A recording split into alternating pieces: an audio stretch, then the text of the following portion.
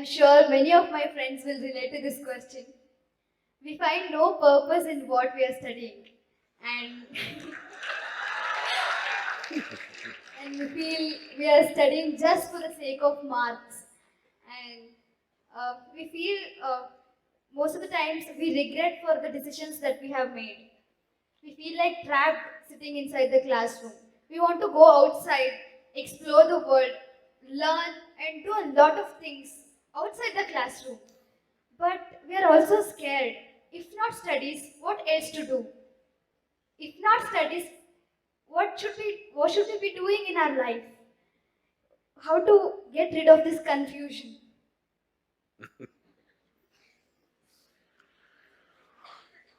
Well, once you have made your education about marks, which again goes back to the previous question, you want to be ahead of somebody else. You want to be on top of the pile. Once you've made it like this, you being miserable is natural. You should be. I would be very disappointed if you're not miserable. Because you are trying to see that how everybody is beneath you, you must be miserable. Education is about an opportunity to explore things that you may not meet on the street. If you want to be outside on the Bangalore streets, all you will meet is disordered traffic, okay?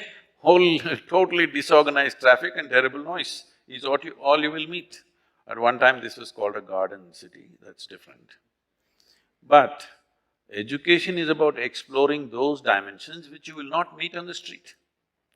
This does not mean you have not seen the street, of course you've seen the street, you have explored it, you did not find anything except plastic bags, filth, cigarette butts and this and that, you didn't find anything more than that, right? Hello? On the street. So that is why you came and sat in the class. But because you have chosen something which doesn't mean anything to you, you have chosen something because somebody told you, if you do this course, you will get a better job. Again, you want to be better than somebody, that's all. When you invest your life in doing something that you don't care for, in my opinion, you must be miserable. Otherwise, what is the point of making the choices? What is the point of investing our lives in something that matters to us? Because when we invest our life in something that matters to us, it may not be recognized by the world, you may not get good marks for it, but you are investing in your life to what really matters to you. Well, at this stage in your life, if you've not figured out what that is, it doesn't matter. All you have to learn right now is, we call this sadhana, okay? In the spiritual parlance, this is called sadhana. What sadhana means is, the word sadhana literally translates as a tool. So this is about sharpening your tools, learning to use your body as a tool, learning to use your intellect and mind as a tool, learning to use your emotion and energy as a tool. Everything that you have should become your tools. That means they take instructions from you and do things for you. Right now, if you say, I'm miserable, essentially, you can give it 1,000 reasons. Simply, the basic thing that's happening is your intelligence is turned against you, that's all. Hello? If you remove half your brain, you will sit peacefully. Yes or no? So the problem is intelligence. Your own intelligence has turned against you. Now you can call it misery, now you can call it depression, now you can call it all kinds of things. You can give as many exotic names as you want.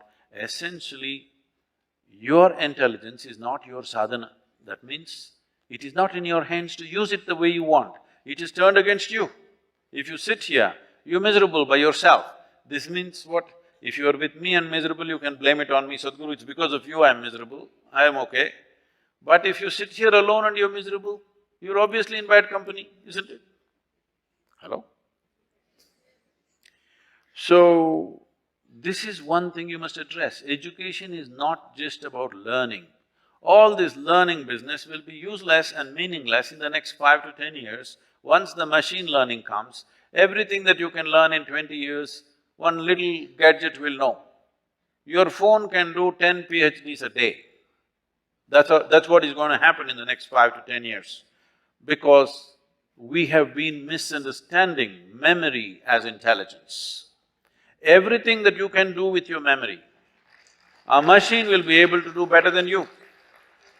So education is not just about learning, education is about learning to use yourself, learning to use your body, your mind, your emotion, everything in a certain way.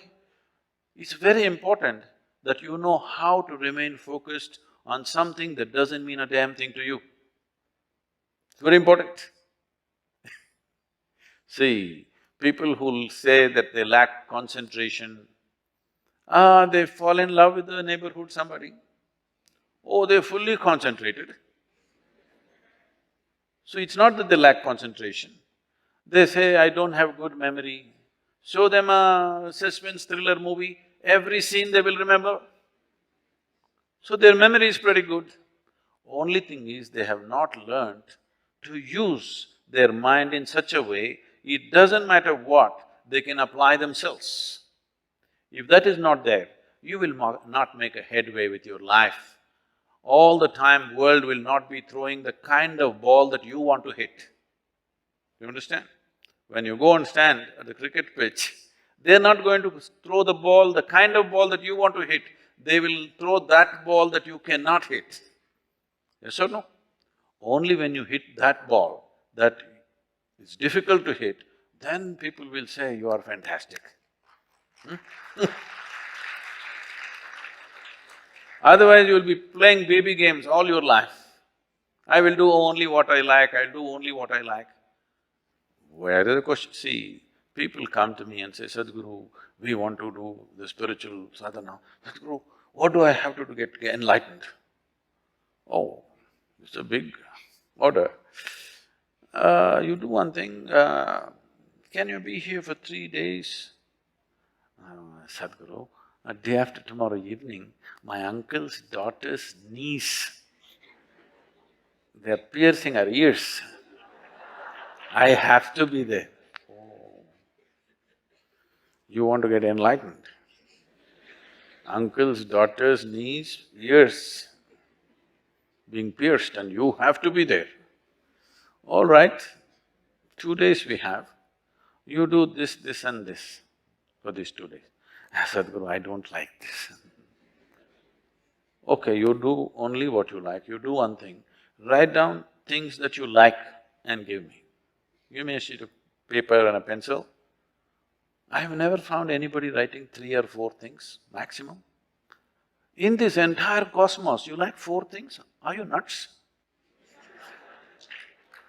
I mean, see, if I like only 2 people here and I don't like anybody else here, am I not kind of imprisoning myself?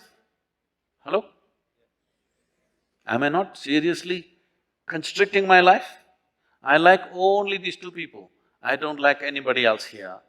Is it a big, crippling of myself? Yes or no? So why do you decide what you like and what you don't like? Whatever the hell you have to do it with full on. Whatever, it doesn't matter, because this is not about learning. This is about learning to use yourself in the best possible way, learning to use your body, your mind, turning this into your tools that you have the handle in your hands.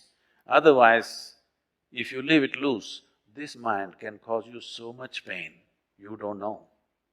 Right close by, there is Nimhans Institute. All of you should take a tour. No, not to laugh, it's not a laughing matter.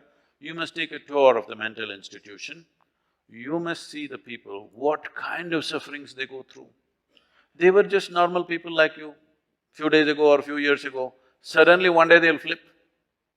Because between sanity and insanity, the line is so thin.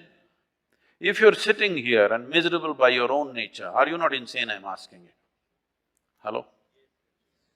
If your mind is out of control, then we call that insanity, isn't it? Hello? Is that insanity?